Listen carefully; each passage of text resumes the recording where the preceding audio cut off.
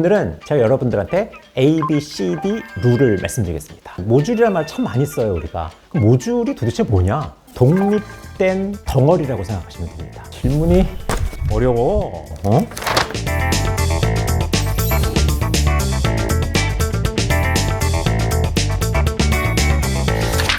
안녕하세요, 최성환 선배입니다. 오늘은 질문지가 있는 것 같은데 뭘 하면 되죠? 뽑으면 되나요? 뽑으면? 얘부터 준비 많이 하셨네. 3D에 대해서 설명해달라는 얘기입니다. 첫 번째 D가 디자인, 설계하는 겁니다. 팀장님께서 신입사원 과정을 좀 기획해보라고 만약에 지시를 내렸다고 가정을 하겠습니다. 그럼 여러분들은 그 신입사원 과정을 어떻게 시간표를 꾸릴 거냐라고 하는 설계 작업들을 좀 할 겁니다. 두 번째는 개발을 하셔야 되겠죠. 세 번째가 딜리버리. 개발하면 이제 학습자들을 불러서 우리가 교육이라는 거를 합니다. 이 세 가지가 가장 대표적인 HR가 갖춰야 될 역량이라고 보시면 될 것 같습니다. 3D 중에 디자인은 이제 하는 건가 보네요. 어떻게 이거 뽑을까요? 해주세요. 이것까지? 네. 설계나 개발을 위한 정형화된 프로세스가 있나요? 라는 질문입니다. 아마도 가장 많이 들어본 게 에디 모형일 겁니다. 그 체제적 교수 설계 모형에는 방금 말씀드린 에디 모델, 딕앤캐리 모형, 어슈어 모델, 여러 가지 프로세스라는 게 좀 있죠. 파고 들어가 보시면 그걸 좀 더 세분화했느냐 그렇지 않느냐의 차이일 뿐 순서는 다 똑같다고 보시면 돼요. 자, 그럼 앞에서 제가 말씀드린 3D가 에디 모델에 다 안에 들어가 있는 거라고 보시면 됩니다. 첫 번째 A가 뭐죠? 그 애널라이즈, 어널리시스 이렇게 이야기를 합니다. 신입사원 과정에 몇 명이 들어왔고 어떤 역량이 필요하고 어느 정도의 교육을 해야 되는지에 대해서 분석이라는 걸 보통 하잖아요. 두 번째 D가 디자인, 분석한 결과에 따라서 설계라는 걸 하죠. 흔히 설계를 하면 과정기술서, 시간표라는 게 나오죠. 자, 그럼 그 시간표 나왔으면 이제 뭐 하시는 거예요? 아까 말씀드렸던 3D의 두 번째, 디벨로프먼트, 개발하셔야죠. 강의안 만들고 교보제 만들고 다양한 액티비티를 만듭니다. 그리고 나서 실행하는 단계인 임플리멘테이션, 맨 마지막은 실행했더니 무엇이 좋고 아쉽더라라고 하는 평가, 이밸루에이션 단계가 있습니다. 얘가 에디입니다. 디자인에 대해서 이야기를 나눠본다고 했으니 그 디자인에 대해서 좀 구체적으로 하나씩 그 질문지를 좀 뽑아보도록 하겠습니다. 학습 목표는 어떻게 설정하나요? 라고 있는 게 있습니다. 과정이 성공했느냐 안 했느냐라고 하는 것이 기준이 되는 게 학습 목표입니다. 그런데 이 학습 목표에 대해서 제대로 알고 있지 못하거나 너무 광범위한 교육 하나면 모든 것들이 다 이루어질 것 같은 학습 목표 되게 많아요. 제가 저희 멤버들이 쓴 제안서 중에 하나 좀 아쉬운 거를 갖고 와봤거든요. 각자의 특장점이 다르고 다양성이 있음을 알며 이를 기반으로 소통과 협업 능력을 함양할 수 있다. 함양한다라는 단어가 이 기준이 너무 넓은 거예요. 그러면 어떤 조건에서 소통과 협업 능력을 학습할 건지에 대한 것도 구체적인 기준이라는 게 조건 등이 없습니다. 제가 여러분들한테 A, B, C, D 룰을 말씀드리겠습니다. 첫 번째 A, 오디언스입니다. 청중이잖아요. 주어입니다, 주어. 누가 들어옵니까? 라는 주체가 오디언스. B는 뭐예요? 비헤이비어입니다. 그들에게 어쨌든지 간에 행동을 할 수 있도록 우리가 교육을 수행하는 게 주된 목표잖아요. 우리 학습 목표에는 맨 뒤에 동사가 행위동사로 마무리가 돼야 됩니다. 아까 말씀드렸던 함양할 수 있다. 함양할 수 있다가 행위동사일까요? 네, 좀 어렵습니다. 세 번째 C는 뭐냐? 컨디션, 조건입니다. 조건. 신입사원들한테 무엇을 알려주느냐? 어떤 툴일 수도 있고요. 그들이 갖춰야 되는 어떤 스킬셋일 수도 있습니다. 마지막 D는요. 디그리입니다. 디그리. 준거 또는 기준 이렇게 이야기를 하잖아요.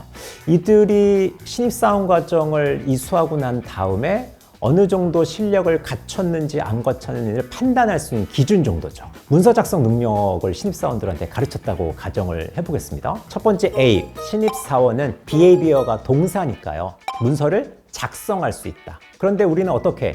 가나다를 이해하여 라고 하는 조건으로 한 방에 팀장님한테 통과될 수 있는, 이게 준거예요, 준거. 당신은 팀장님한테 한 방에 통과할 수 있는 문서를 작성할 수 있다, 표현할 수 있다, 이런 행위동사가 좀 들어가야 된다는 겁니다.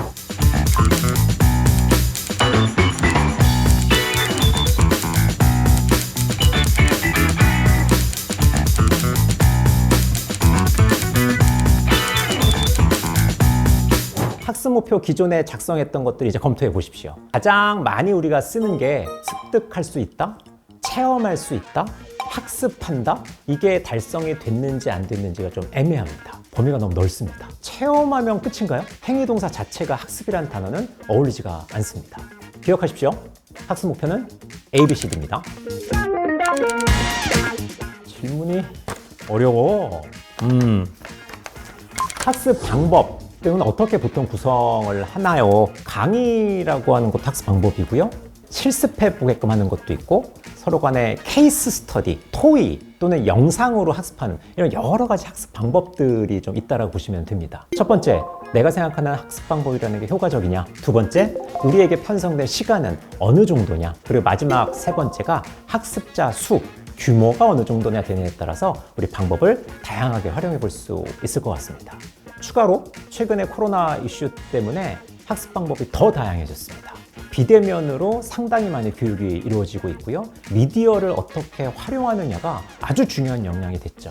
그래서 이 미디어는 단순히 영상뿐만이 아니라 메타버스를 활용한다거나 AI 기법 등등을 쓰는 것이 앞으로 더 훨씬 늘어나지 않을까라는 생각들이 듭니다. 자, 다음 요걸 한번 뽑아볼게요.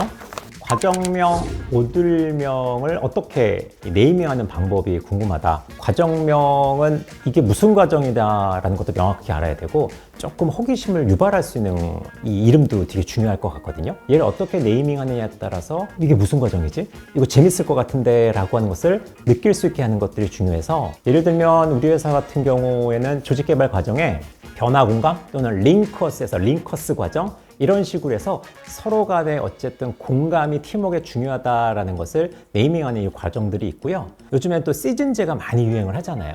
하나의 과정이 아니기 때문에 이것이 다 연결될 수 있는 과정명. 저희가 모 회사의 우리 성과 관리 과정에 Always One이라고 하는 과정명을 지었습니다. 그래서 과정명은 좀 더 창의적인 방식으로 조직개발 과정에 이런 것들을 좀 신경을 쓰시면 좋겠다라는 생각이 듭니다. 모듈명도 우리가 바깥으로 드러나는 건 아닙니다만 여기서 제가 좀 더 추가로 설명드릴 거는 모듈이라는 말 참 많이 써요 우리가. 그럼 모듈이 도대체 뭐냐? 독립된 덩어리라고 생각하시면 됩니다. 하나의 모듈을 별도로 떼어다가 다른 과정에 넣어도 전혀 무리가 없을 정도로 기승전결 다 하나로 완성된 걸 우리가 모듈명이라고 해요.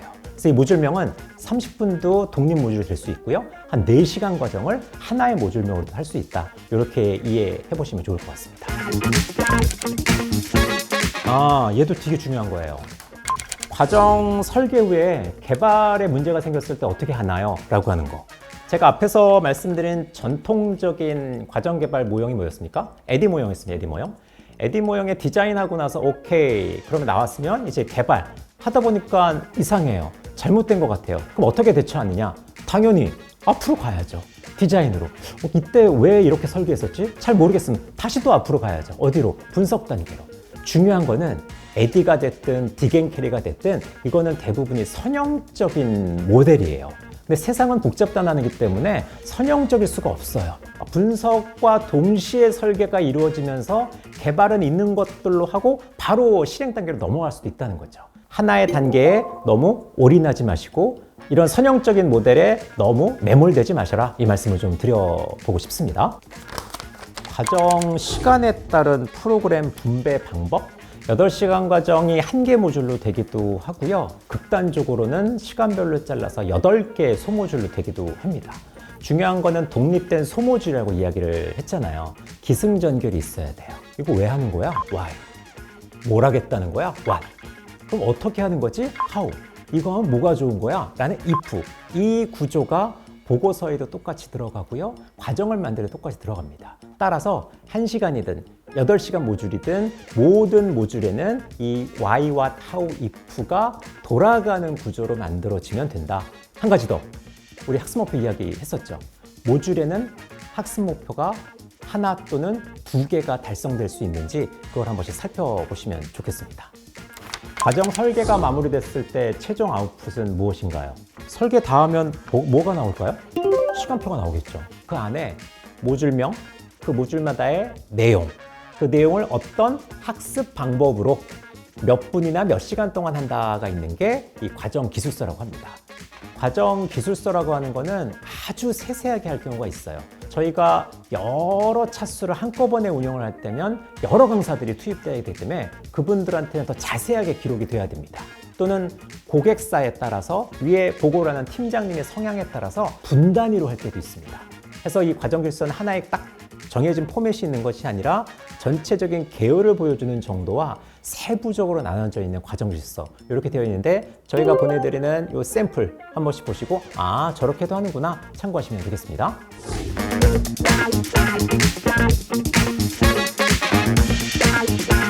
마지막입니다 이제. 과정 설계 끝났다. 네, 다음 단계는 뭐냐? 자, 과정 설계 다음에 뭡니까? AD에서 디자인 다음이 디벨로프먼트. 3D에서 첫 번째 디자인 다음이 디벨로프먼트. 그럼 개발이네요, 개발. 그러면 우리가 설계를 다 했으면 이제 개발을 해야 될 텐데 그 개발에는 어떤 프로그램들이 구성되어 있는지 이런 것들을 우리가 다음 시간에 한번 보도록 하겠습니다. 구독과 좋아요, 알림 설정까지.